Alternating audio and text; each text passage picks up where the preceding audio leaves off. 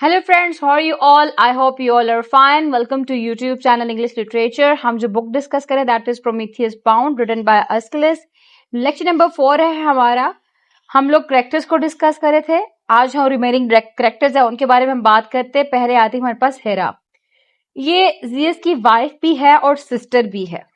इसको goddess of family and child birth माना जाता है. और क्योंकि हमें पता था कि जियस का अफेयर चल रहा था आयो के साथ, तो हेरा को ये बात हजम नहीं हो रही थी. ठीक है, तो ये जेलस फील करती थी आयो से. और जियस ने आयो को छुपाने के लिए, मतलब जियस की फुल कोशिश थी कि हेरा को आयो का पता ना चले, तो इसलिए उसने आयो को एक काव के अंदर ट्रांसफॉर्म कर दिया था.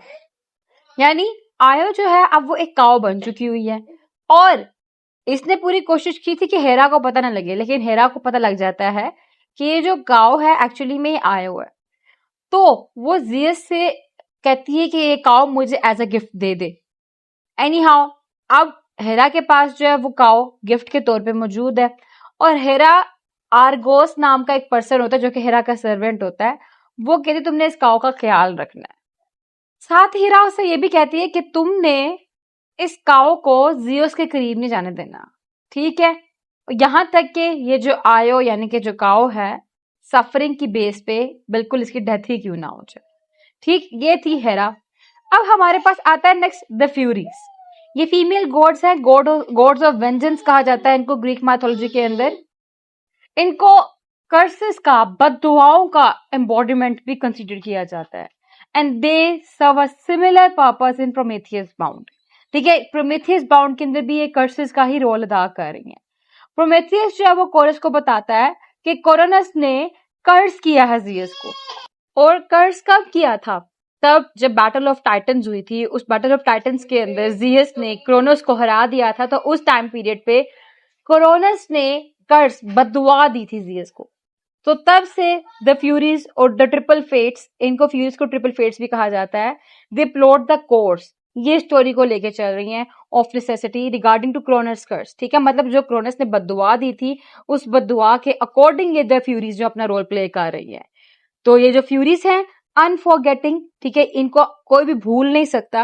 प्रोमेथियस ने कहा था इनके बारे में, और कहता है and there can be no escape from them, not even for Zeus. कोई भी इससे बच के नहीं जा सकता. ये फ्यूरीज का कैरेक्टर है क्रोनस. क्रोनस जो है ये जियस का फादर था, जिसको किंग टाइटन्स का किंग भी कहा जाता है. इसके बारे में प्रोफेसी दी गई थी क्रोनस को कि क्रोनस के बच्चों में से एक बच्चा ऐसा आएगा जो इनको मार देगा और इसके तख्त को अपना तख्त बना लेगा. इसलिए क्रोनस ने अपने बच्चों को ही मारना शुरू कर दिया था. लेकिन क्रोनस की वाइफ जो थी, रिया उसका नाम था, RHEA, उसने जियस को बचा लिया था. ठीक है, जियस की फिर अपब्रिंगिंग हुई, वो बड़े होने के बाद वापस आया, उसने आके बिल्कुल वैसा किया कि अपने फादर को मार दिया, मार के उसके तख्त को अपने अंडर ले लिया. ठीक है, और मारने की वजह क्या थी? यही थी कि इसने अपने सारे बहन भाइयों को खाया था.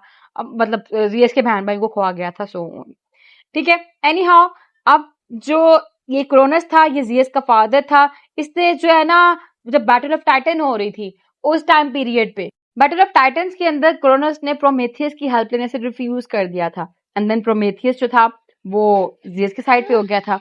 एनी हाउ अब ये जो वॉर थी और ये जो बैटल थी टाइटन्स की, क्रोनस अपने बलबूते पे, अपने विल को, अपने पावर को यूज करते हुए विन करना चाहता था. लेकिन अलास ही लॉस्ट. उसने वो हार गया था, वो जीत नहीं पाया था उस बैटल को. तो जियस जो था वो इस बैटल को जीत गया with the help of Prometheus. तो thanks to Prometheus for this. और क्रोनस और दूसरे टाइटन्स जो थे उनको बैनिश कर दिया गया था टार्टरोस नाम की प्लेस पे. ठीक है, ये एक काइंड ऑफ हेल है अंडर वर्ल्ड के अंदर, जिसका जो रखवाला कहते हैं या गॉड कहते हैं, हेडीज, HADES. ठीक है, ये है, ये एक बहुत ही खौफनाक प्लेस है ग्रीक मैथोलॉजी के अकॉर्डिंग, जहां पे जितने भी जो लोग थे उनको सजा के तौर पे इस जगह फेंका जाता था, काइंड ऑफ हेल. तो विच underscores Aeschylus' argument of the power of reason over force. Before Cronos is banished, however, he curses Zeus, and Prometheus claims that Cronos' curse will be Zeus' ruin. कि जो उसने बद्दुआ दी थी वो बद्दुआ Jesus की तबाही का बिल्कुल सबब बनेगी, कॉज बनेगी. देन है एटलस. ये भी एक टाइटन गॉड है, प्रोमेथियस का भाई है. ये ग्रीक मैथोलॉजी के अकॉर्डिंग जो जियस है उसने एटलस को बैटल के बाद, बैटल ऑफ टाइटन के बाद सिवियरली पनिश किया था और फोर्स किया था to stand holding the weight of heaven and earth. जो भी हेवन है, जो भी अर्थ है, उसके वेट को अटलस ने अपने ऊपर उठा के रखना है, अपॉन हिज शोल्डर्स। और जब ओकेनोस प्रोमेथियस से कहता है कि वो जीएस से इसके बारे में बात करना चाहता है इसके बिहाफ पे, तो वो ओकेनोस को अटलस की सफरिंग भी याद दिलाता है। तो Atlas serves as an example of Zeus power in the Prometheus Bound, और इसकी एबिलिटी जो फिजिकल पनिश है और जो इम्प्रिजन है, वो सब कुछ हाईलाइट करता है। ठीक है, those who stand against him, जो भी खड़े होते हैं जीएस के खिलाफ, ये उनके साथ क्या करता है, ये सब कुछ दिखाया गया अटलस के कैरेक्टर के थ्रू भी। देन है टाइफोन, ये एक सर्पेंट मॉन्स्टर है ग्रीक मैथोलॉजी के अकॉर्डिंग। टाइफोन का जो ओरिजिन है वो डिस्प्यूटेड है। सम सोर्सेज क्लेम दैट कि टाइफोन एक ऑफस्प्रिंग है हिरा का, यानी कि हिरा का बच्चा है वो, जबकि कुछ कहते हैं कि क्रोनस का ही बेटा है। तो ग्रीक मैथोलॉजी के अकॉर्डिंग टाइफोन ने जीएस को चैलेंज किया था यूनिवर्स को कंट्रोल करने के लिए, लेकिन जीएस ने इसको नीचे गिरा मारा था अपने थंडरबोल्ट के साथ, अपने जो उसके पास बिजली थी उसके साथ। तो जीएस ने टाइफोन को बिल्कुल माउंट एटना के नीचे दफना दिया, बर्ड कर दिया। माउंट एटना एक काइंड ऑफ लावा है, वोल्केनो है सिसिली के अंदर। तो Aeschylus references to the myth of Typhon as an example of Zeus power and his ability to imprison others both literally and metaphorically.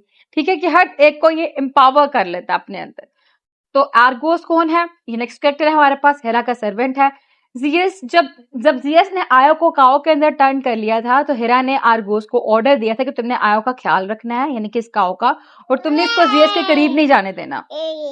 Greek myth के according Argos की round about 100 eyes है, and he is represented in the gadfly that relentlessly pursues Io in Prometheus bound.